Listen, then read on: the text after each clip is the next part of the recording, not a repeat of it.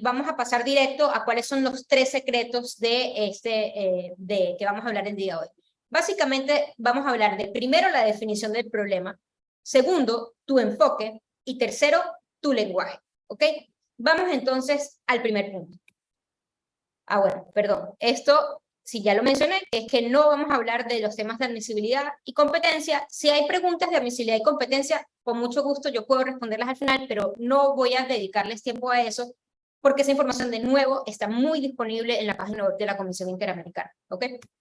Ahora, vamos a hablar de la definición del problema. ¿A qué me estoy refiriendo con eso? Bueno, con eso me refiero a que ustedes tienen que poner un marco, ¿verdad? Tienen que enmarcar cuál es el tema de su petición, ¿ok? No importa, uno se mete a presentar ahora se utiliza una cosa que se llama el portal, y ahí hay un formulario que uno llena, ¿no?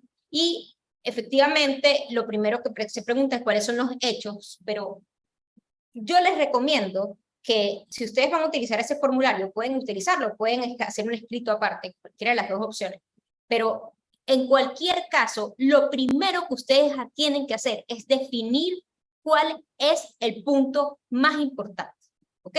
Entonces esto implica 2 cosas. Esta es una definición que ustedes tienen que hacer. Primero, ustedes como abogados o abogadas o representantes del caso, o como víctimas si se están representando a sí mismos. Y segundo, tienen que exponer esa definición de primero. ¿Qué estoy queriendo decir? Que los casos, una vez van a llegar al sistema interamericano, han pasado miles de cosas, ¿no? Pasó la violación principal, luego ustedes trataron de agotar recursos internos o agotaron recursos internos, y ahí probablemente hubo violaciones, ya sea el plazo razonable, faltas al debido proceso. Entonces, los casos terminan siendo casos que tienen muchísimas violaciones, y si ustedes ven cualquier sentencia o cualquier informe de fondo de la Comisión Interamericana, van a ver que siempre hay un montón, o la gran mayoría, hay un montón de derechos violados.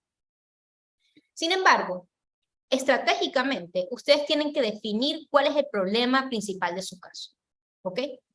Por ejemplo, si estamos hablando de un caso de un periodista que fue amenazado y luego se le concretó, le dispararon en su casa y lo hirieron, y luego hubo un proceso penal y no se castigó a la persona que es responsable del periodista, ¿verdad?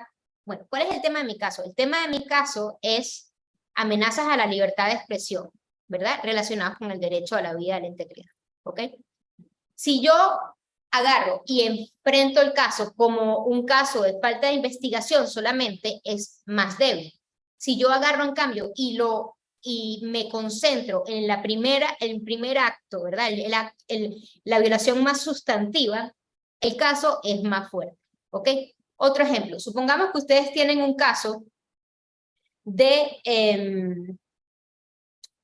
un caso de violaciones de una persona que un juez o una jueza que es removida, ¿no? De su cargo, y era un juez provisional o una jueza provisional, y lo removieron de su cargo. Luego, la persona, pues también, un día, 3 años antes, las habían llamado por teléfono y recibió amenazas, y 4 años antes le habían cambiado de jurisdicción. Le han pasado muchas cosas, ¿verdad? Pero yo tengo que pensar, y dije, bueno, ¿cuál es el punto más importante? A pesar de que cronológicamente le han pasado muchas cosas, el punto más importante es que ahorita la persona la removieron. Entonces ese es el marco de mi caso, ¿ok? Entonces yo tengo que decidir de qué se trata mi caso. ¿Cuál es el punto principal? ¿Ok? Mi caso es sobre una agresión que le hicieron a un hombre gay por ser gay. ¿Ok? Ese es tu caso. O mi caso es sobre un periodista que fue juzgado por calumnia y condenado a $18 millones. ¿Ok? Ese es tu caso. ¿Ok? Es como cuando uno quiere contar una película en una línea. La película es mucho más larga que una línea. Pero uno tiene que ser capaz de contar la película en una línea. Y eso ustedes tienen que hacerlo con su caso. Tienen que determinar cuál es el problema principal. ¿Cuáles ustedes quieren que sea el problema principal? ¿A cuál es el que le van a dar más importancia? ¿Ok? Este es mi problema principal. Mi caso es de esto, una línea. Y ese marco que ustedes se van a crear, lo tienen que incluir en la petición.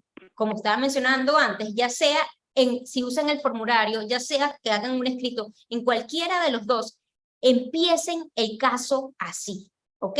Empiecen con una introducción que tenga esa línea, ¿ok? Ese es el marco en el cual ustedes van a meter todo el caso.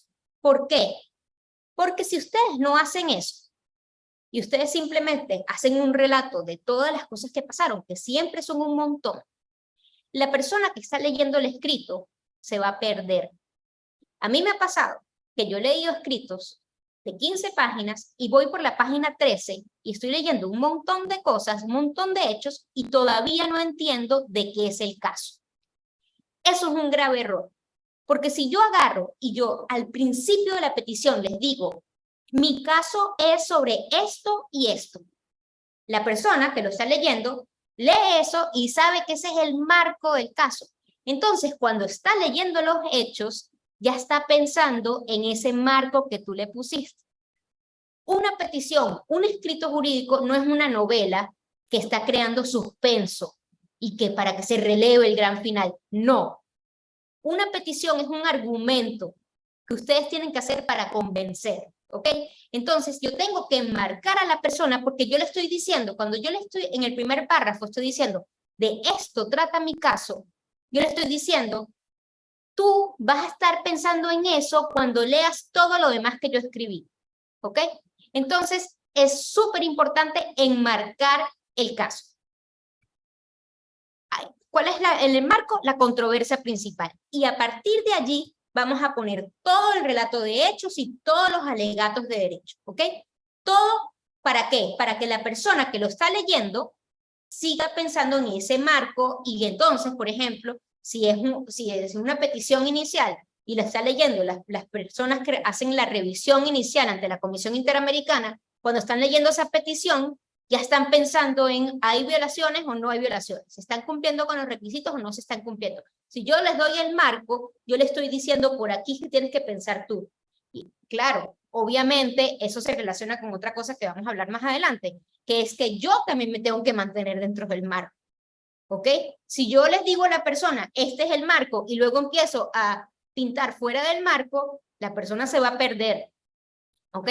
Obviamente, de nuevo, el marco es una línea en la cual yo explico una película y la película es más larga y yo voy a poder explicar esa película en el escrito. Pero, no sé si ustedes han visto de repente una película es una película de detectives. Toda la película es de detectives, de detectives, de detectives. Y en el minuto 70, de repente hay extraterrestres. Está muy raro. Si nuestra película es de detectives, ¿ok? Ya yo puse que el marco es de detectives, entonces todo va por allí. No metan de repente extraterrestres. Si iba a haber extraterrestres y los extraterrestres son parte de la controversia principal, entonces digamos, esta película se llama Vaqueros contra extraterrestres, ¿no? Entonces uno ya dice, bueno, ahorita estoy viendo solo vaqueros, pero ya yo sé que vienen los extraterrestres porque el título de la película es Vaqueros contra extraterrestres, ¿ok? Obviamente esto, ¿qué es lo que yo quiero? Yo quiero que cuando ustedes están escribiendo y sobre todo cuando estén leyendo lo que escribieron, vayan pensando, ¿esto está dentro de mi marco o no está? ¿Ok? Ya ese marco es suficientemente claro. Ese marco que yo creé realmente es lo que yo considero que es la controversia principal. Yo quiero que ustedes hagan todas esas preguntas en todos los escritos realmente, pero sobre todo en las peticiones iniciales. Vean, por ejemplo, cómo empieza un informe de fondo ante la Comisión Interamericana. Primer párrafo. Se recibió esta petición en la cual se alegó la responsabilidad internacional de los Estados Unidos mexicanos en perjuicio de Digno Ochoa y su familia por la alegada investigación diligente y efectiva. ¿Qué está haciendo ahí la comisión? Está poniendo un marco, le está diciendo al lector, esta petición es de esto. Aquí usted no va a leer sobre el derecho a la vivienda. No, esta petición es de este tema, ¿ok? Lo mismo hace la Corte Interamericana. Obviamente hay marcos que están mejor hechos que otros. Por ejemplo, este de la Corte es muy amplio. El caso García, Rodríguez y Reyes Aspir. quienes permanecían en prisión preventiva por más de 17 años. Ok, perdón. La comisión indicó que el caso se relaciona con la responsabilidad internacional por las alegadas torturas, violaciones a las garantías judiciales, a la presunción de inocencia y a la libertad personal en contra de Daniel García Rodríguez y Reyes Alpizar Ortiz, quienes permanecieron en prisión preventiva por más de 17 años. Para mí, ese es el marco de este caso, hasta ahí. Luego, extiende un poco más y se alegó que habrían sido detenidos, pero eso ya estaba ahí, ¿ok? Para mí, o sea, obviamente, porque ya aquí estaba libertad personal. Para mí, hasta esa línea, ese es el marco del caso. Y algo así es lo que yo quiero que ustedes incluyan. Primero, que lo piensen, primero que ustedes lo determinen y así armen toda su estrategia de litigio, y eso aquí viene con qué es lo que yo quiero lograr en este caso, ¿va? Obviamente, una cosa es un litigio de un caso particular y otra cosa es un litigio estratégico que a lo mejor quiero hacer grandes cambios mediante garantías de no repetición. Eso requieren dos estrategias diferentes y es importante pensarlas y determinarlas cuando uno está determinando cuál es la controversia principal del caso, y esa controversia, una vez ustedes la determinan, la ponen en la petición. De nuevo, si hacen un escrito, la ponen en el primer párrafo como una introducción, y si no hacen un escrito, sino que utilizan el formulario, en la parte de hechos, pónganla como en el primer párrafo también. ¿Por qué? Porque es lo primero que la persona va a leer. ¿Ok? Entonces, no sé cómo estamos hasta ahí. Si está clara la situación, cuéntenme si vamos bien, si es interesante esto que estamos hablando, mientras yo tomo un poquitico de agua. Buenísimo. Entonces, básicamente, ese es el primer punto. Enfócate, define tu problema, ¿ok? Define cuál es tu controversia principal, primero para ti, y luego comparte eso y que se note en tu petición, ¿ok?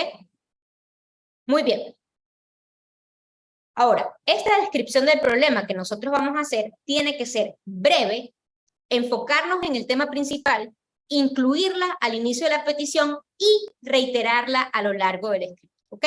Breve, como la que estaba en el informe de fondo, enfocarnos en cuál es el tema principal. Puede que haya alguna otra cosa que no estemos no está siendo detallado allí, está bien, es un resumen de una línea, obviamente, entonces no va a estar todo.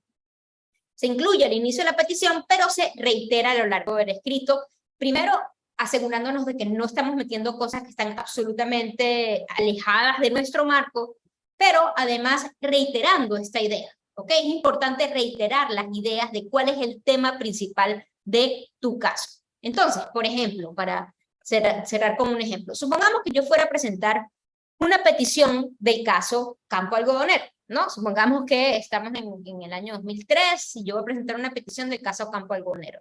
Entonces yo diría, este caso se refiere a la desaparición y muerte de 3 mujeres en un contexto de aumento de muertes o en un contexto de aumentos de feminicidios en Ciudad Juárez. ¿Ok? Y la falta de investigación del Estado. Algo así. Una línea, ¿ok? El caso, si nosotros empezamos a hablar de todos los detalles, es muchísimo más amplio que eso. Pero uno puede resumirlo en una línea que explica básicamente todo el caso. O en la penúltima sentencia de la Corte, el caso Olivera Fuentes versus Perú. Y si yo fuera a presentar la petición, el caso se refiere a la discriminación de un hombre gay por parte de una empresa privada y la falta de justicia en instancias nacionales. Ya, ¿ok? Una línea. Así yo tengo que enfocarme en cuál es el punto principal de mi caso y exponérselo a la comisión. Obviamente, ustedes, por ejemplo, yo estoy diciendo esas líneas así de esos casos y uno dice, bueno, sí, claro, pero qué obvio que el caso es de eso. Pero la realidad es que cuando uno está viendo un expediente de un caso que aún no tiene sentencia, es muchísimo más difícil saber cuál es el punto principal. Uno tiene que realmente ponérselo a pensar y decidirlo. ¿Cuál es el punto principal? Porque hay muchísimos puntos, ¿ok? Incluso en estos casos que yo acabo de mencionar, hay muchísimos puntos y muchísimos puntos que quedaron por fuera del litigio ante el sistema interamericano. Yo tengo que decidir cuál es mi punto principal, ¿ok? Lamentablemente es muy fácil verlo una vez ya está hecho Y cuando yo me estoy viendo un expediente o cuando yo he llevado un caso por años y sé todas las cosas que ha pasado en ese caso, yo tengo que decidir, bueno, cuál es el punto principal mío. Y esa es la introducción que tengo que ponerle en esa petición. ¿Ok? ¿Está claro?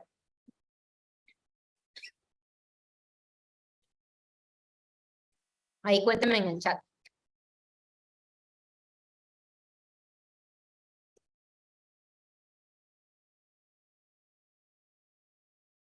Bueno, ahí Gabriel está diciendo algo interesante, que quiénes son los actores puede ser relevante. Exacto, si es un periodista, muy probablemente en mi caso yo lo voy a enfocar completamente por libertad de expresión.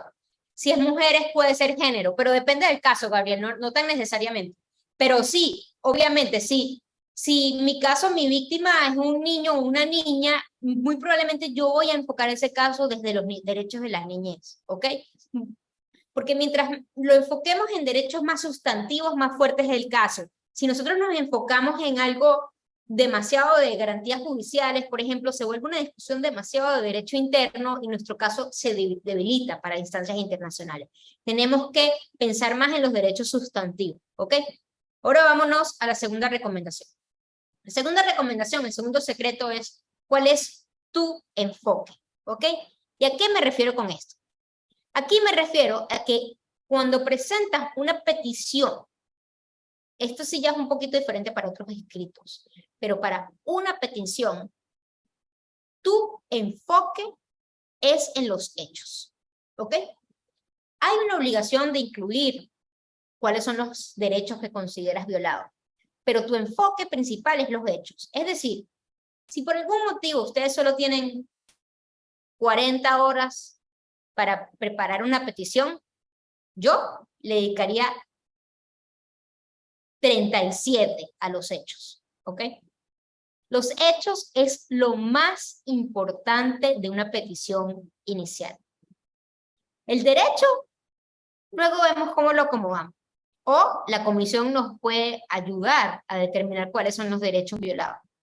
Pero si ustedes no explican los hechos, incluso si hay violaciones de derecho, es posible que la comisión no las entienda, ¿ok? Entonces, eso es fundamental. Lo más importante de una petición inicial son los hechos, ¿ok? Yo, obviamente, si tengo más de 40 horas para preparar una petición inicial, sí voy a hacer alegatos de derecho y buenos alegatos de derecho. Pero, de nuevo, la prioridad es que los hechos sean lo más claros. ¿Por qué? Primero, es la base de todo el caso, ¿ok?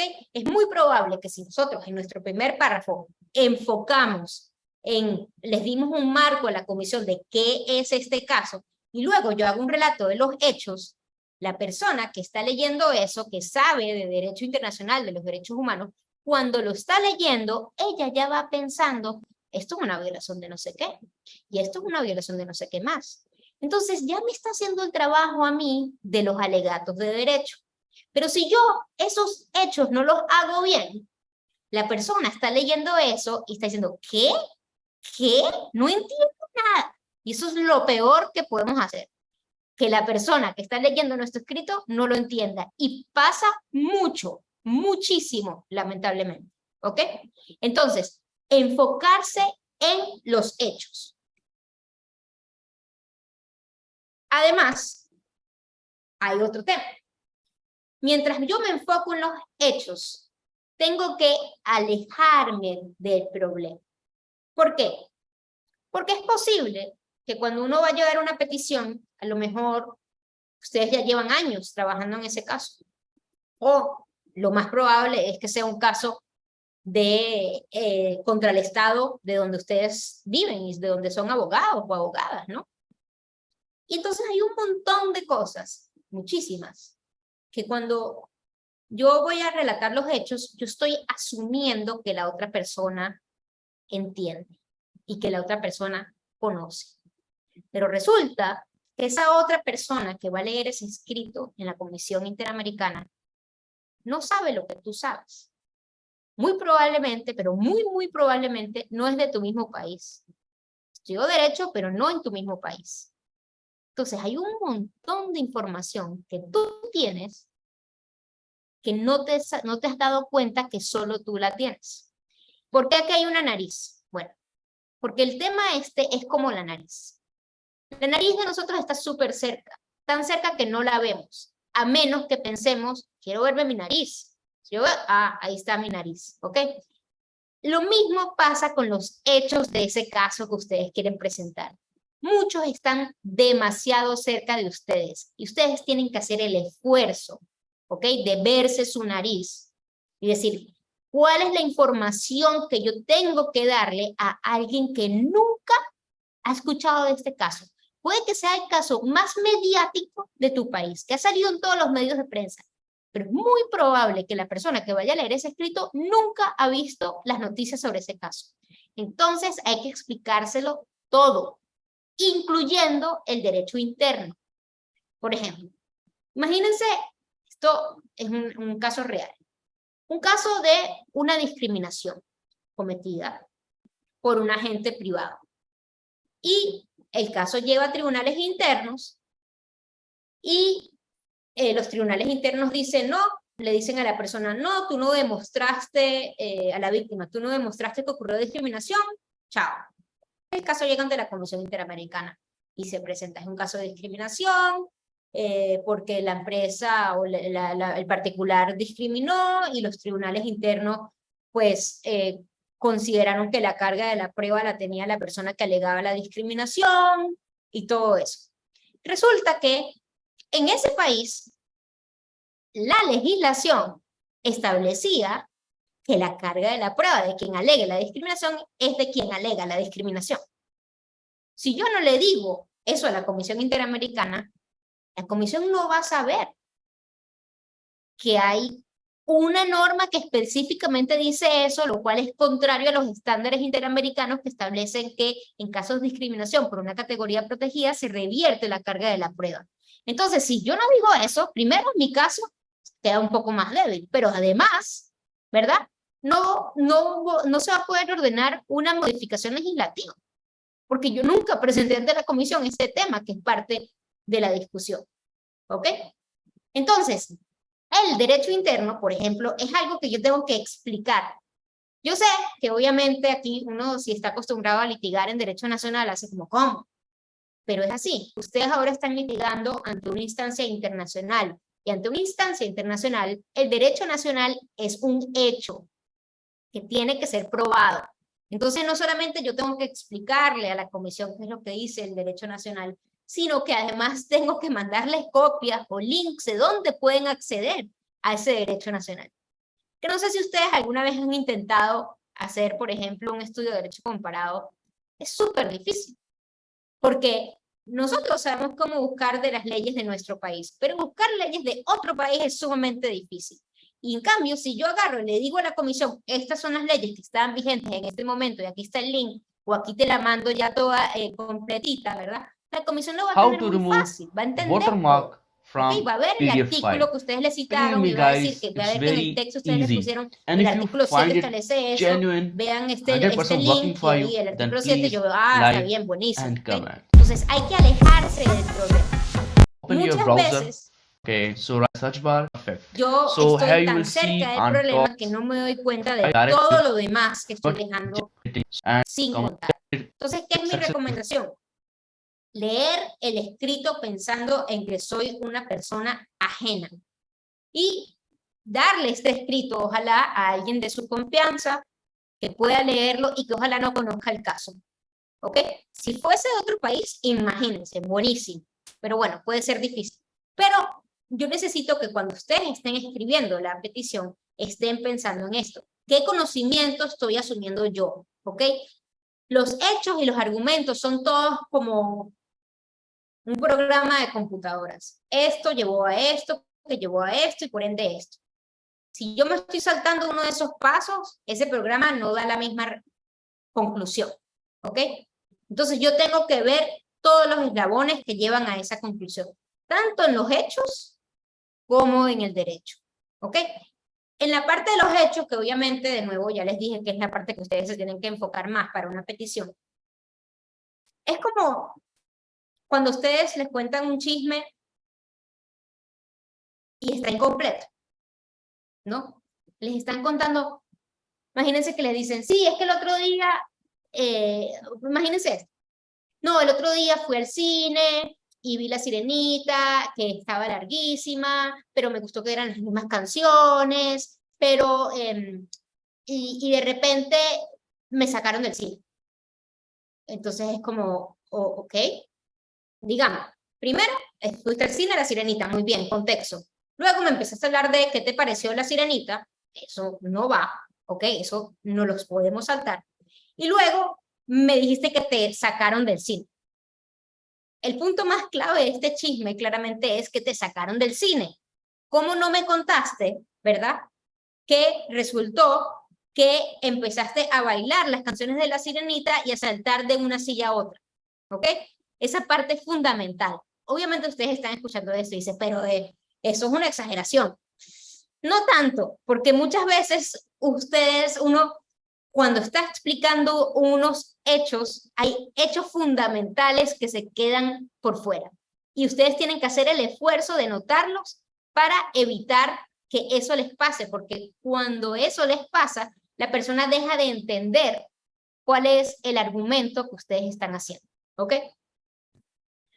Y luego, el tercer punto de este tema es que ustedes tienen que presentar prueba para cada uno de los hechos.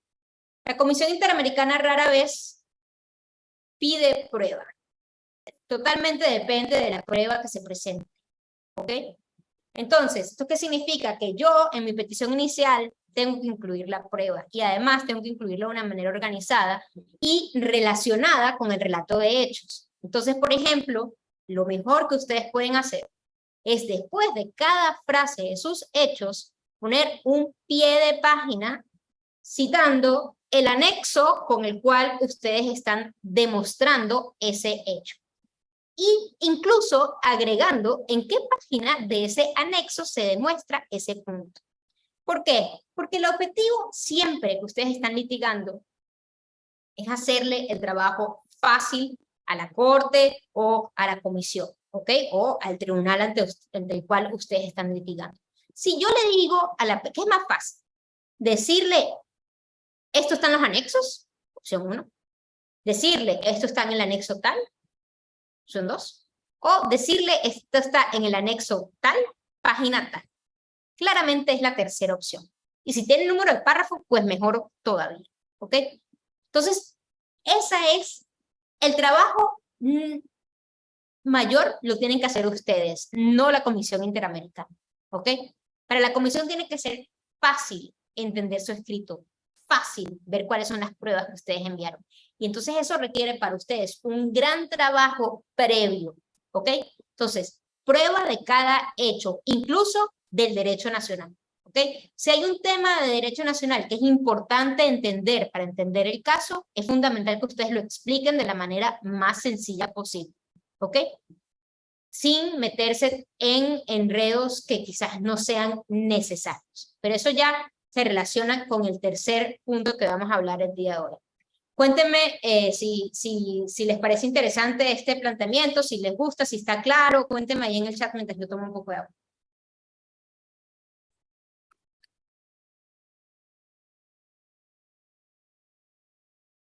Buenísimo, sí.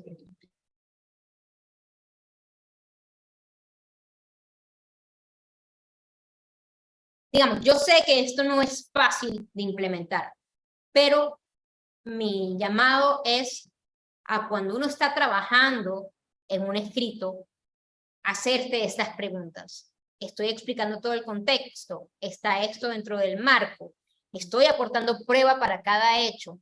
Háganse esas preguntas y van a ver que muchas veces la respuesta es no, y hacer ese cambio va a mejorar significativamente la denuncia que ustedes están presentando, ¿ok? Ahora, el tercer punto es relativo a tu lenguaje, ¿ok? Bueno, aquí voy a contarles una historia de la vida real, de mi vida real. Aquí, hace poco, hubo un caso muy importante para México, que es el caso García Rodríguez y otro contra México. Este caso trató de detención, bueno, justo lo leí al principio, la detención y tortura de 2 personas quienes estuvieron privadas de libertad en detención preventiva por 17 años. Y parte de este tiempo estuvieron privadas de libertad por 2 figuras que existen en México, una que se llama el arraigo y otra que se llama la prisión preventiva oficiosa, que básicamente son privaciones de libertad. Bueno, el arraigo es una privation de libertad que se hace para investigar, y luego la prisión preventiva oficiosa es una privación de la libertad que se hace sin analizar realmente si la privación de libertad es necesaria y proporcional para el caso concreto, sino simplemente se convierte esta persona automáticamente va presa. Este caso para México era muy, muy importante. ¿Por qué? Porque resulta que en la Constitución mexicana está la posibilidad de hacer esta prohibición preventiva oficiosa. De hecho, en la propia Constitución se establece cuáles son los delitos bajo los cuales las personas deben ser privadas preventivamente de la libertad, ¿ok? Automáticamente. O sea, si una persona está siendo juzgada, acusada de tal delito, automáticamente hay prohibición preventiva. Para la Corte Interamericana, y para mí, como persona que piensa constantemente en los estándares de la Corte Interamericana, este es un caso muy sencillo. Ya la Corte lo había dicho en muchísimos otros casos. El estándar de la libertad personal es súper claro. No se puede privar preventivamente la libertad, salvo para resguardar fines procesales, ¿ok? O sea, si la persona se va a escapar o si puede poner en riesgo la consecución del proceso de alguna manera. Y incluso en esos supuestos hay que analizar que sea necesario y proporcional para el caso concreto. Esos estándares son viejísimos en la Corte Interamericana. Además, para el derecho internacional, si algo está en la ley o en la Constitución, no importa. ¿Por qué? Porque la ley o la Constitución no pueden ser una excusa para el cumplimiento del derecho internacional. Son uno de los principios más básicos del derecho internacional. Entonces, realmente, para el sistema interamericano y para alguien que esté pensando constantemente en el sistema interamericano, este era un caso muy, muy fácil, ¿no?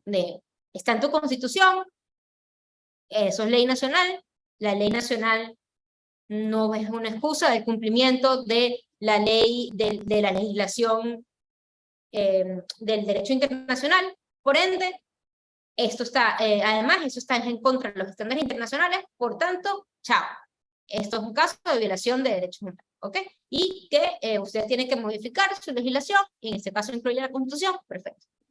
En cambio, para los mexicanos, había todo un enredo gigante, porque resulta que es una discusión de si la Constitución puede ser inconstitucional, ¿ok? Y esta era toda una discusión gigante de derecho interno que sigue existiendo. ¿Y qué pasa? Que ante el sistema interamericano, el caso se resolvió básicamente utilizando los estándares que yo acabo de decir. La Constitución es parte de la legislación nacional, usted no puede utilizar la Constitución como excusa para no cumplir con la Convención Americana, así que México, usted violó los derechos humanos y debe modificar su Constitución. Pero en cambio, para los mexicanos que están pensando constantemente en derecho interno, están pensando en este enredo de la Constitución inconstitucional, si eso es posible o no. Si yo agarro y solo estoy pensando en ese enredo de la Constitución inconstitucional, que es un enredo de derecho interno, que al derecho internacional no le afecta, yo puedo enredar el caso demasiado y que no se entienda, ¿okay? Obviamente este caso era muy fácil para el sistema interamericano porque eran muy claros los estándares. Pero si es un caso de estándares más complicado, que a lo mejor no se han desarrollado, y ustedes se enfocan en una discusión que es de derecho interno y no de derecho internacional, entonces están embarrialando demasiado la cancha, ¿ok? Y pierde fuerza su petición inicial, ¿ok? Entonces, ¿por qué mencioné este caso? Bueno, porque cuando yo hice un video de este caso explicándolo, yo lo que expliqué era lo que era para mí más importante del caso. Está en la Constitución, pero la Corte Interamericana ha dicho que las detenciones preventivas solo son con los fines procesales, así que México tiene que modificar la Constitución.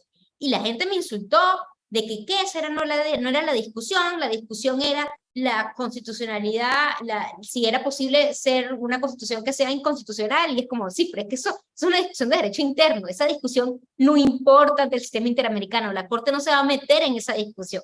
Ok, si ustedes leen la sentencia puede que hay como una frase en un párrafo que más o menos le está diciendo algo a México, pero esa es una discusión que México tiene que resolver y que la Corte dice, usted es derecho interno, vea cómo hace, usted modifíqueme esa constitución porque está mal.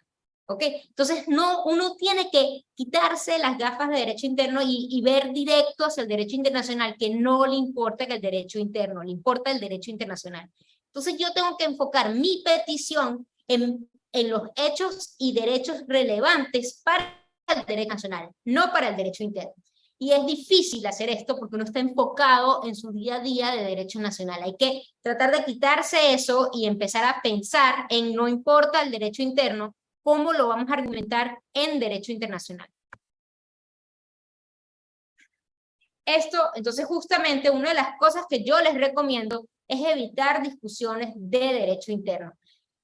Las discusiones que son de derecho interno, obviamente, siempre van a existir, pero tengo que enfocarlas desde un punto de vista de derecho internacional. Si yo las enfoco desde un punto de vista de derecho interno, estoy confundiendo a la persona que está leyendo mi petición. ¿Por qué? Porque su persona no es del país de donde ustedes son, y además a la comisión solo cuando yo logro demostrar que esas discusiones de derecho interno tienen una relevancia de derecho internacional, es que son relevantes. Si no, traten de evitarlas a toda costa, ¿ok?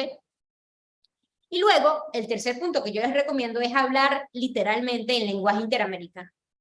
Cada país tiene su lenguaje jurídico, algunos más fáciles que entender que otros, pero de nuevo, como la persona que va a leer nuestra petición no es de nuestro país, lo mejor que yo puedo hacer es escribir en las palabras más sencillas posibles y ojalá utilizando palabras similares a las que ya usa la Corte y la Comisión Interamericana. ¿Ok? Entonces esto va en dos niveles. Primero, un nivel literal de palabras. ¿Ok? Tratar de usar las palabras similares a las que usa la Comisión y la Corte. Pero también se relaciona con el punto anterior. Porque si yo voy a hablar de derecho interno, yo lo voy a meter dentro de una discusión del sistema interamericano. ¿Ok? Es como dentro de otro marco, el marco del sistema interamericano. Porque si yo me pongo a discutir todo un tema de debido proceso y empiezo a hablar de lo que dijo tal sentencia y lo que dijo tal sentencia interna, ¿verdad? Estoy metiéndolo dentro de un marco de discusión de derecho interno. Es mucho más fácil para la persona que yo le hable en el lenguaje que esa persona conoce, que es el lenguaje interamericano. Entonces, ¿qué es lo mejor? Que yo utilice palabras y argumentos que sean del sistema interamericano y equipare lo que ha pasado en otros casos, por ejemplo, a lo que pasó en mi caso. Esto es claro en la parte de argumentos. Porque una cosa que no les mencioné y que es muy importante cuando les estaba diciendo que se enfoquen en los hechos, es que en la parte de hechos no pongan argumentos. La parte de hechos es hechos. Luego hay una parte de argumentos. Pero no mezclen hechos y argumentos porque se vuelve muy confuso y pierde fuerza. Mucho mejor separar completamente los hechos del derecho. ¿Ok? Bueno, básicamente esos son los 3 secretos que yo quería compartir el día de hoy. Yo sé que es muchísima información y que sobre todo ponerla en práctica pues es difícil, y además de que estuvimos hablando sobre todo del primer paso ante el sistema interamericano, que es una petición inicial, luego viene superar pues la etapa de revisión previa, admisibilidad, fondos, y bueno, y ojalá llegar ante la Corte Interamericana.